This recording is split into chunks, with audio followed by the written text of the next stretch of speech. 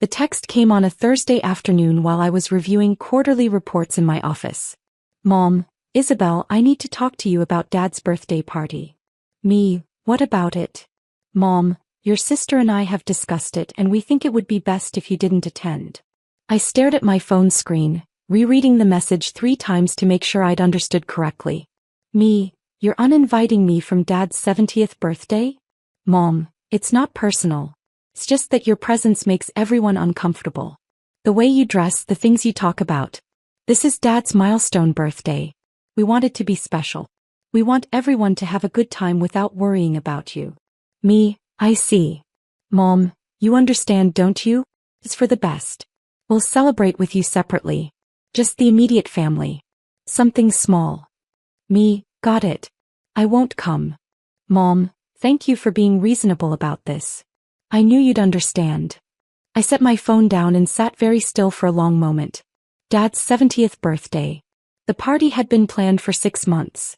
Saturday night at the Grandview Estate, one of the most prestigious event venues in the city. 150 guests. Dinner. Dancing. Speeches about Dad's incredible life and achievements. I'd been looking forward to it. Actually looking forward to it, despite years of family gatherings where I was treated like an afterthought. And now I was uninvited. I picked up my phone and called my assistant. Marissa, I need you to pull up the Grandview Estate reservation for this Saturday. The one under Sterling Events LLC? She asked. That's the one. I need you to cancel it. There was a pause. Cancel it? The event is in 2 days. We'll lose the entire deposit. I know. Cancel it anyway. May I ask why? Family reasons, I said. Just make sure the cancellation is processed immediately. I want confirmation within the hour. Understood. I'll handle it. I hung up and returned to my quarterly reports, but I couldn't focus. The words blurred together on the screen. Sterling Events LLC was one of my smaller holding companies. I'd created it specifically to handle event venue bookings and management. When my mother had called 6 months ago, frantically trying to find a venue for Dad's milestone birthday, every place in the city had been booked. I don't know what to do, she'd said. The Grandview is perfect, but they're completely full. The waiting list is 6 months long. We'll never get in. Let me make some calls, I'd said. What I hadn't told her was that I owned a 30% stake in the Grandview estate. I'd invested in it 3 years ago when the previous owners needed capital for renovations. My investment had been substantial enough to earn me a seat on the advisory board. One phone call to the general manager, and suddenly a Saturday night slot had opened up. I'd booked it through Sterling Events LLC, paid the $15,000 deposit from my company account, and told my mother the good news. She'd been thrilled. Oh, Isabel, thank you. How did you manage it? I know people, I'd said vaguely. She'd assumed I'd called in some favor. Used some connection from my little event planning job. That's how she always referred to my work. My little job. My little business. She had no idea that my little business was actually a portfolio of companies worth approximately $180 million. Saturday afternoon at 4:47 p.m. my phone rang. I let it ring 3 times before answering. Hello. The venue canceled our reservation. He was screaming. Actually screaming. Isabel, they canceled. The party starts in 2 hours and they just called to say there's no reservation. That's unfortunate, I said calmly. Unfortunate? Unfortunate? Your father's birthday party is ruined. 150 people are expecting dinner and dancing and her voice broke into sobs. Actually, the venue didn't cancel, I said. I did. Silence. What? Mom's voice had gone quiet. Dangerously quiet. I canceled the reservation this morning, I explained. The Grandview was booked under my company name, Sterling Events LLC. Since I made the reservation, I had the authority to cancel it. You canceled your father's birthday party? No, I corrected. You uninvited me from Dad's birthday party. I simply canceled the venue reservation that I had personally arranged and paid for. The $15,000 deposit is non-refundable, by the way. Company policy. You're insane, Mom breathed. You've lost your mind. Over what? Because you're upset about not being invited. I'm not upset, I said honestly. I'm just done. Done being treated like I'm less than. Done being dismissed. Done watching you celebrate everyone else while treating me like an embarrassment. We never. You literally uninvited me from my own father's 70th birthday, I interrupted. You said my presence makes people uncomfortable. You said you wanted everyone to have a good time without worrying about me. How is that not treating me like an embarrassment? But you can't just, the guests are arriving in 2 hours. What are we supposed to do? I don't know, I said. Maybe host it at your house? Or call restaurants and see if anyone can accommodate 150 people on 2 hours' notice. I'm sure you'll figure something out. Isabel, please. I'm begging you. This is your father's 70th birthday. He'll be devastated. Then maybe you shouldn't have uninvited his daughter, I said. Enjoy your evening, Mom. I hung up. My phone immediately started ringing again. I silenced it and walked to my kitchen, where I opened a bottle of Chateauneuf du Pape I'd been saving for a special occasion. My penthouse had floor-to-ceiling windows overlooking the city. I'd bought it 4 years ago, 3 bedrooms, 2.5 baths, a private terrace, all of it paid in cash from my first major business sale. My family thought I lived in a studio apartment in a sketchy neighborhood. That was technically true. I still kept that apartment as my mailing address. Useful for maintaining appearances. But this was where I actually lived. And it was beautiful. I poured myself a glass of wine and settled onto my couch, watching the sun set over the city skyline. My phone was lighting up with calls and texts. From my sister Caroline, "What the hell did you do?" From my brother Thomas, "Mom is hysterical. The party is cancelled. Are you happy now?" From Dad, "Isabel, please call me. We need to fix this." From Aunt Margaret, "I can't believe you would do this to your own father." I sipped my wine and ignored them all. Around 6:30 p.m., the time the party would have been starting, my doorbell rang. I checked the video intercom. Thomas was standing in my lobby. I pressed the speaker button. "What are you doing here?" "I'm coming up," he said. "We need to talk." "How did you get my address?" "I followed you home from your office last week," he admitted. "I was curious about where you really lived. Now let me up." I buzzed him in, more curious than anything about what he'd say. When I opened my penthouse door, Thomas stood in the hallway staring. "This is where you live?" he asked, looking past me into the apartment. "Yes. But you told us you lived in a studio on Riverside." "I keep that as a mailing address," I said. "I live here. Have for 4 years." Thomas walked in slowly, taking in the space. The modern furniture. The art on the walls.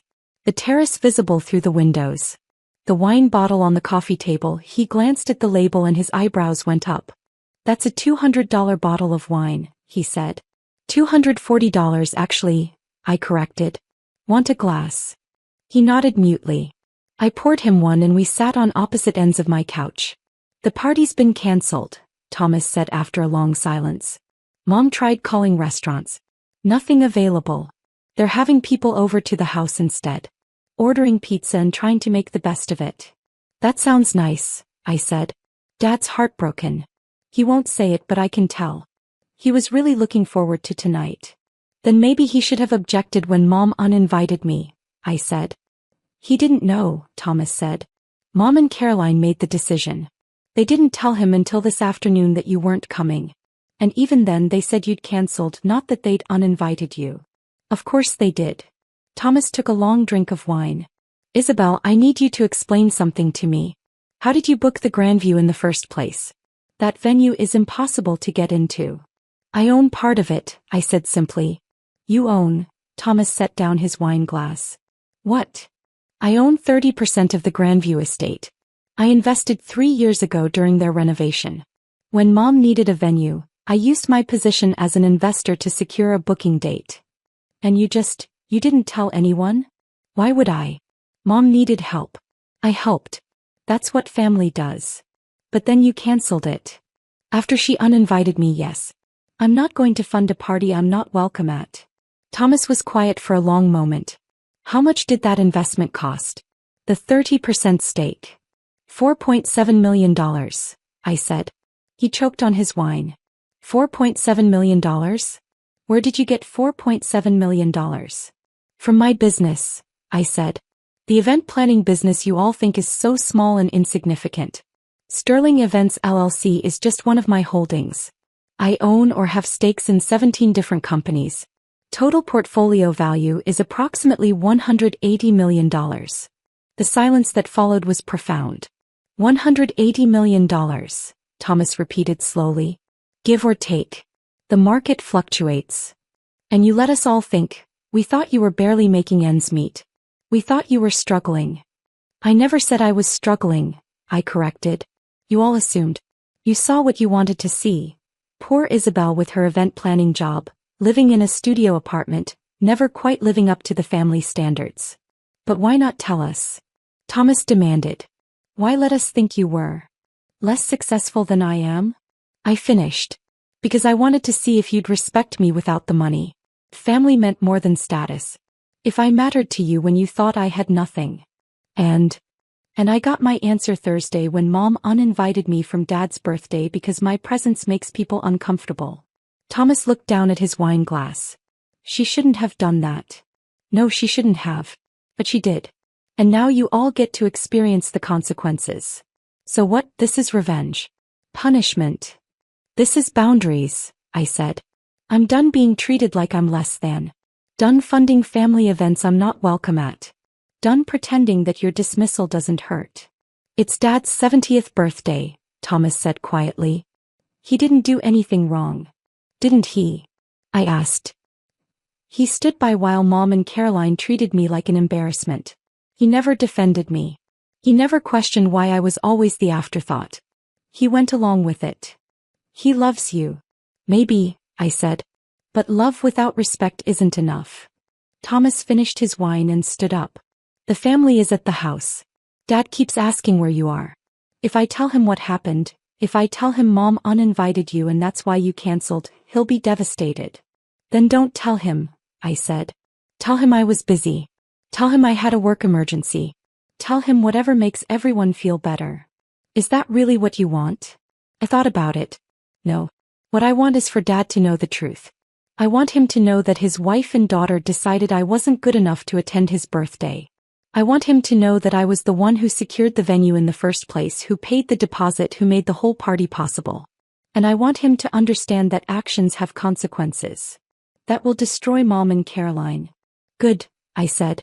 Maybe they need to be destroyed a little. Maybe they need to understand what it feels like to be dismissed. Thomas walked to the door, then turned back. For what it's worth, I'm sorry. I should have paid more attention. Should have asked more questions. Should have seen what was actually happening. Yes, I said. You should have. After he left, I poured myself another glass of wine and returned to my spot by the windows. My phone was still lighting up with messages. I scrolled through them. From Caroline, you're a selfish bitch. You ruined Dad's birthday. From Mom, I hope you're happy. Your father is sitting in our living room trying not to cry while eating pizza with 150 guests. From various relatives, angry messages, disappointed messages, messages telling me I'd gone too far. I deleted them all except one. From Dad, Isabel, Thomas told me what happened. We need to talk. Please call me. I finished my wine and called him. Isabel, he answered immediately. Where are you? At home. Can I come see you? Do you know where I live? I asked. Thomas gave me the address. He said it's not what I thought. No, I agreed. It's not. I'll be there in 20 minutes. He arrived in 18 minutes, probably speeding the whole way. When I opened the door, he looked older somehow. Tired. This is where you live? He asked, same as Thomas had. Yes. He walked in slowly, taking in everything. Then he turned to me with tears in his eyes. Your mother uninvited you, he said. It wasn't a question. Yes. And you canceled the venue because you'd been the one to book it. Yes. And you own part of the venue. Yes.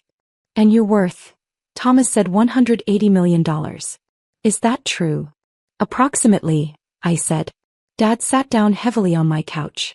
I poured him a glass of wine without asking. He took it automatically. How long? He asked. How long have you been building this? I gestured around at the penthouse, at everything it represented. 10 years. I started with an event planning company I built from scratch. made some smart investments, bought other companies, grew the portfolio. Each success funded the next one. And we had no idea. You never asked, I said. You were too busy celebrating Caroline's law career and Thomas's medical practice. I was just Isabel with her little event planning job. Because you let us think that, Dad said. You never told us you were successful. I shouldn't have had to, I said. You should have been interested enough to find out. You should have asked about my work, my life, my actual situation. Instead, you made assumptions and never bothered to verify them. Dad set down his wine glass. You're right. I should have paid more attention. I should have asked more questions. I should have defended you when your mother and sister treated you like you were less than. Yes, I said. You should have. What do you want from me? He asked. An apology? I'll apologize. I'm sorry, Isabel. I'm truly deeply sorry. I don't want an apology, I said. I want understanding. I want you to recognize that you failed me.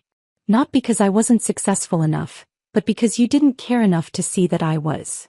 I care about you, Dad said, his voice breaking. Do you? I challenged. Because when Mom uninvited me from your birthday, you didn't question it. When Caroline and Mom made that decision, you went along with it. I didn't know, Dad protested. They told me you couldn't make it. They said you had a work commitment. And you believed them without calling me yourself? Without checking. Dad looked down. You're right. I should have called. Yes, you should have. We sat in silence for a long moment. The party, Dad finally said. It's happening at our house now. 150 people eating pizza in our living room. It's chaos. It's not what I wanted. But they're there and they came to celebrate and I need to be there. Then go, I said. Come with me, he said suddenly. Come to the party. Show everyone they were wrong. Show your mother and Caroline that they can't just dismiss you. I thought about it. No.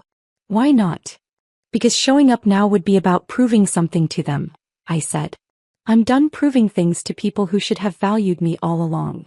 So what happens now? Dad asked. With us? With the family. That depends, I said. On whether you can actually change. Whether you can treat me with respect not because I'm wealthy, but because I'm your daughter and I deserve it. I can change, Dad said. I will change. We'll see, I said. Dad stood up slowly. I should get back. People are wondering where I am. Happy birthday, Dad, I said. He paused at the door. This penthouse.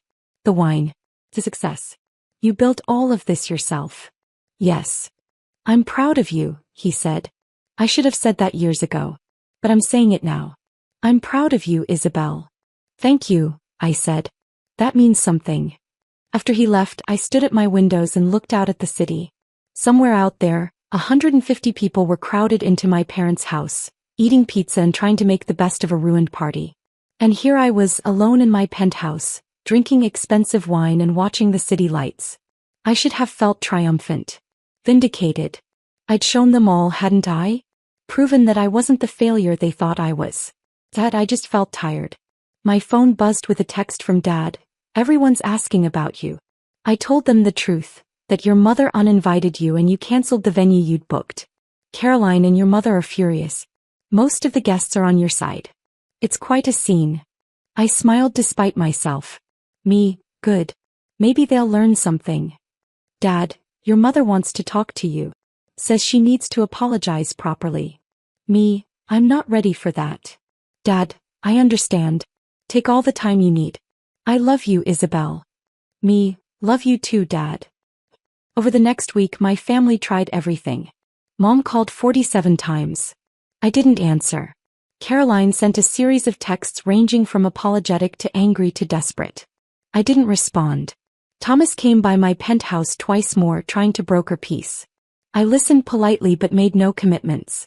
Various aunts, uncles and cousins reached out. Some angry, some sympathetic, all wanting to know the full story. By the following Saturday, the family drama had reached epic proportions. I heard through Thomas that Mom and Caroline had gotten into a massive fight at a family dinner. Dad had apparently taken my side, which had led to Mom sleeping in the guest room for 3 nights. Caroline's husband had called to yell at me for tearing the family apart. I'd hung up on him mid-sentence. Finally, 8 days after Dad's birthday, Mom showed up at my office. My assistant tried to stop her. "Miss Brennan, you have a..." "It's fine, Marissa," I said, spotting Mom in the reception area. "I'll see her." Mom followed me into my office. The corner office with windows overlooking downtown, decorated with art I'd purchased from local galleries, furnished with pieces I'd selected myself. She looked around, taking it all in, same as Dad and Thomas had done with my penthouse. "This is where you work?" she asked. "Yes. This is the headquarters of Sterling Holdings, my parent company. I have 17 companies under this umbrella. This is where I manage them." Mom sat down in one of my guest chairs. She looked smaller somehow. Diminished. "I came to apologize," she said. "Okay. That's it? Just okay." "I'm listening," I said. "Go ahead and apologize." Mom took a deep breath. "I was wrong. About uninviting you. About treating you like you were less than. About making assumptions about your life instead of actually paying attention. I was wrong and I'm sorry." "Thank you," I said. "Is that all you're going to say? What else do you want me to say?" I asked. "You apologized. I accepted. That doesn't mean everything is fixed. That doesn't mean I'm ready to pretend it didn't happen. What do you want from me?" Mom asked, and there was genuine desperation in her voice. "I want you to understand why I did what I did," I said. "I want you to recognize that canceling Dad's party wasn't vindictive. It was necessary. You uninvited me from a family event I'd personally made possible. You told me my presence made people uncomfortable.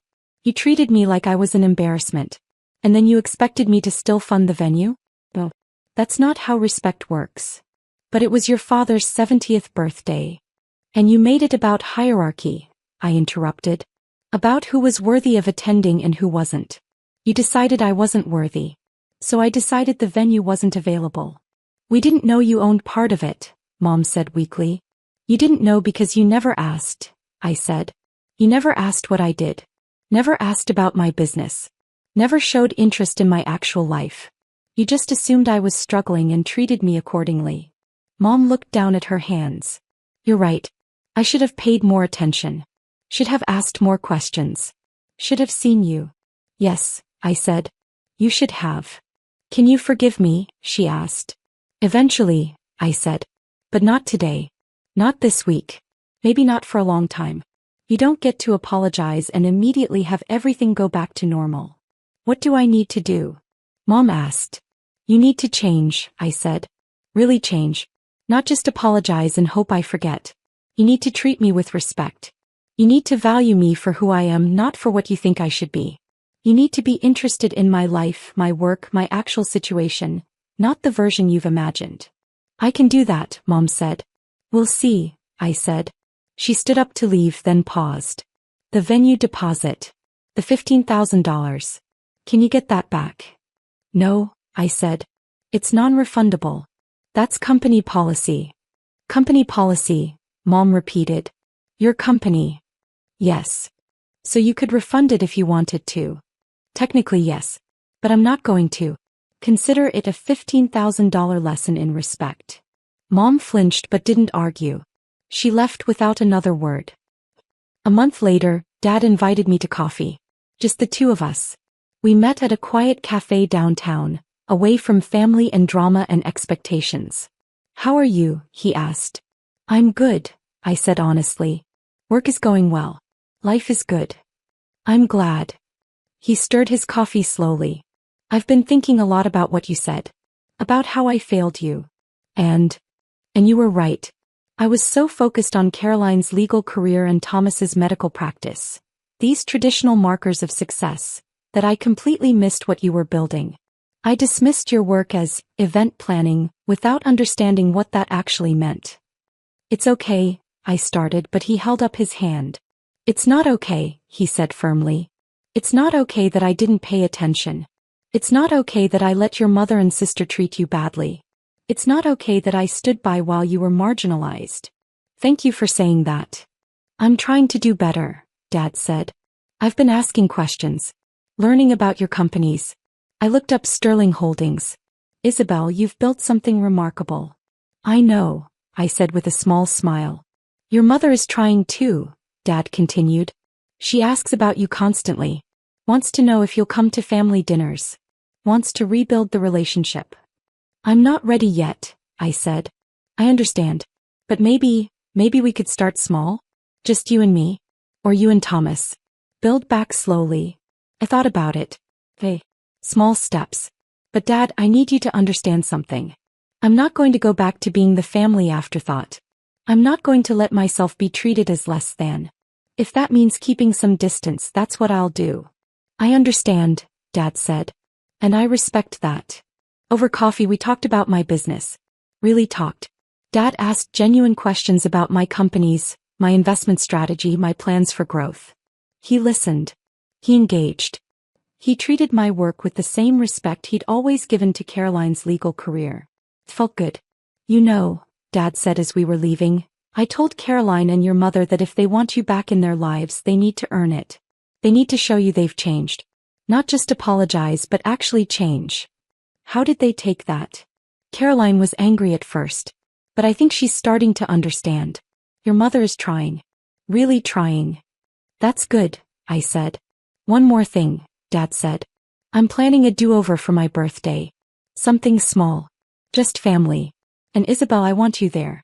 Not as an afterthought. Not as an obligation. But as my daughter who I'm proud of and want to celebrate with. I'll think about it, I said. That's all I ask. 2 months after the canceled party, I attended Dad's do-over birthday celebration. It was at his house. No fancy venue, no 150 guests. Just immediate family. Dad, Mom, Caroline, Thomas, and their spouses. And me. When I arrived, Mom answered the door. She looked nervous. Isabel. Thank you for coming. Dad invited me, I said. I'm here for him. I know. But still. Thank you. Dinner was awkward at first. Caroline kept shooting me uncertain looks. Thomas tried too hard to be jovial.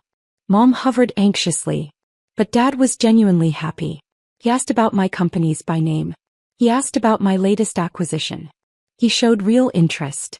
Tell me about the Grandview, he said. How did that investment come about? So I told the story. The renovation needs. The capital gap. My decision to invest. The returns I'd seen. Everyone listened. Really listened. That's impressive, Caroline said quietly. I had no idea you were doing deals like that. That's because you never asked, I said not unkindly.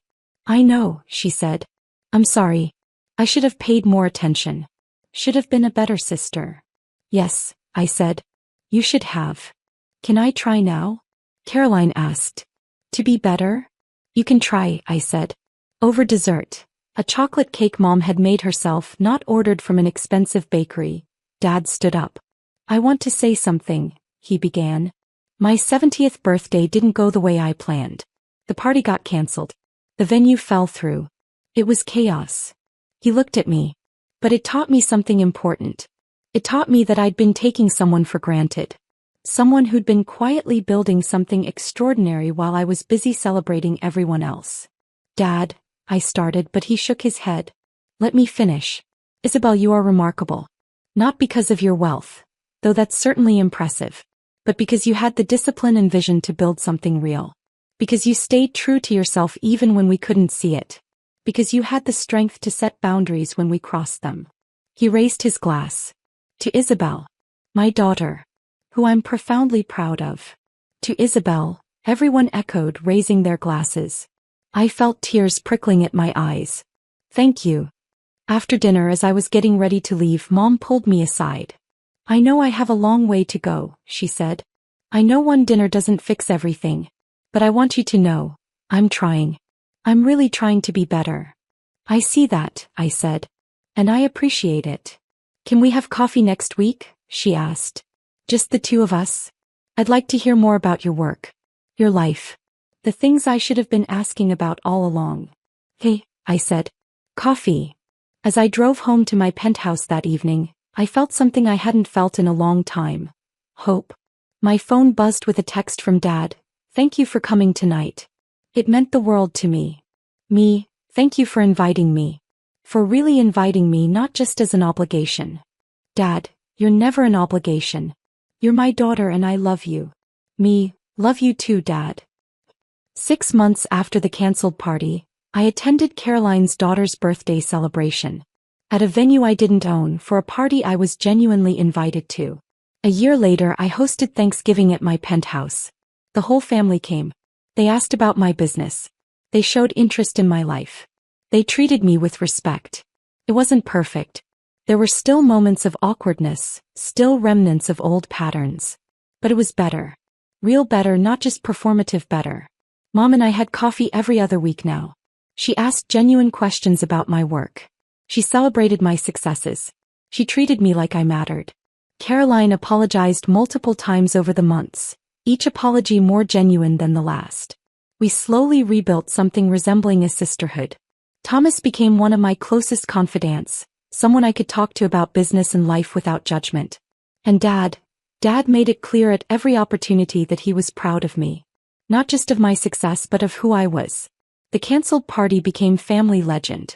The time Isabel canceled Dad's 70th birthday and revealed she was worth $180 million. The story got embellished and exaggerated with each retelling. But underneath the drama, there was a truth that everyone had learned. That respect isn't automatic. That family doesn't give you the right to treat people badly. That sometimes the quietest person in the room is the one who's built the most. And that it only takes one canceled party to make everyone realize what they'd been taking for granted. I still lived in my penthouse.